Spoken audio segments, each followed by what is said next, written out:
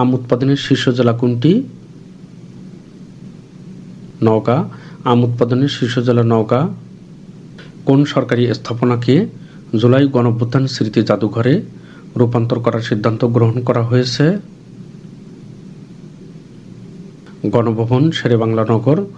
গণভবন, শেরেবাংলা নগর। সাবেক প্রধানমন্ত্রী শেখ হাসিনার বাসস্থানকে জুলাই গণঅভ্যুত্থান স্মৃতি জাদুঘরে রূপান্তর করার সিদ্ধান্ত গ্রহণ করা হয়েছে। ধান উৎপাদনের শীর্ষ জেলা কোনটি? ময়মনসিংহ।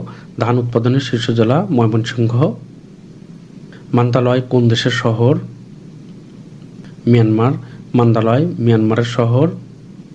শ্রীলঙ্কার বর্তমান প্রধানমন্ত্রী কে? হরিণী অমরাসুরিয়া। শ্রীলঙ্কার বর্তমান প্রধানমন্ত্রী হরিণী অমরাসুরিয়া। নাফাখুম জলপ্রপাত কোন জেলায় অবস্থিত?